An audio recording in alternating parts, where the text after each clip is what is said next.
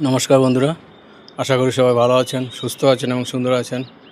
বন্ধুরা, আজকের আমার এই ভিডিও সেই সকল বন্ধুদের জন্য যারা আমেরিকায়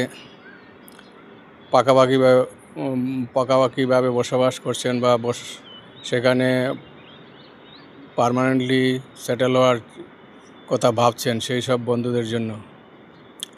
বন্ধুরা, recently American president Donald Trump ভারতের সম্বন্ধে এবং ভারতীয়দের সম্বন্ধে যেসব কথাবার্তা বলছেন, যেসব মন্তব্য করছেন, খুবই অপমানজনক মন্তব্য করছেন, খুবই জঘন্য মন্তব্য করছেন। একজন প্রেসিডেন্টের কাছ থেকে সেরকম মন্তব্য আশা করা যায় না। তো কাজেই বন্ধুরা, আপনারা যারা আমেরিকাতে বসবাস করছেন পাকাপাকিভাবে বা ওই দেশে সেটেল হতে চাইছেন, তাদেরকে আমি বলবো, আপনারা যদি ভারতের প্রতি যদি আপনাদের বিন্দুমাত্র ভালোবাসা থাকে বা আত্মসম্মান বোধ যদি আপনাদের থাকে, তাহলে আপনারা সেই দেশ ছেড়ে ভারতে আসার চেষ্টা করুন। দেখুন বন্ধুরা, ভারতে হয়তো আমেরিকার মতো সেরকম আর্থিক সুযোগ সুবিধা বা পেশাগত সুযোগ সুবিধা না থাকতে পারে, কিন্তু আপনি যে সম্মান এখানে পাবেন সেটা আমেরিকাতে পাবেন না।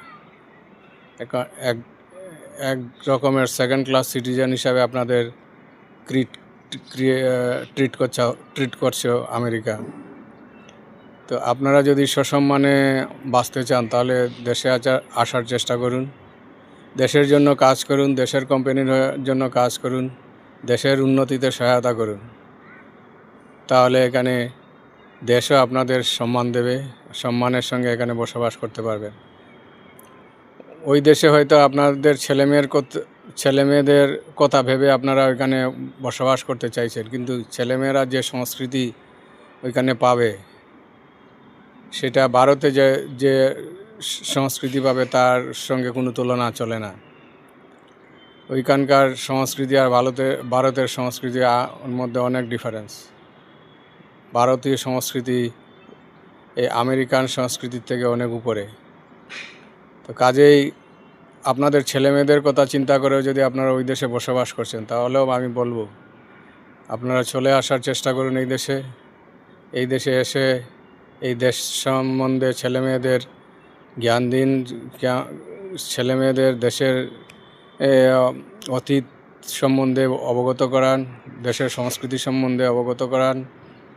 এই দেশের কোম্পানির জন্য, দেশের জন্য কাজ করুন, দেশের উন্নতি করার জন্য চেষ্টা করুন, তাহলে দেশ আপনাদের সম্মান দেবে। যেমন এপিজে আব্দুল কালামের কথা আমি আরেকটা ভিডিওতে বলেছিলাম, ওনাকে নাসার চিফ বানিয়ে দেওয়ার কথা বলেছিল আমেরিকা, কিন্তু উনি সেটা গ্রহণ করেননি। তিনি দেশের জন্য কাজ করার সিদ্ধান্ত নিয়েছিলেন।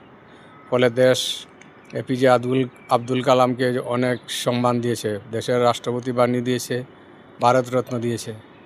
তো কাজেই নিজের সম্মান বজায় রাখার জন্য দেশের ভারতের প্রতি যদি কোনো ভালোবাসা থাকে, যদি মর্যাদাবোধ থাকে, তাহলে চলে আসুন এই দেশে, এই দেশের জন্য কাজ করুন।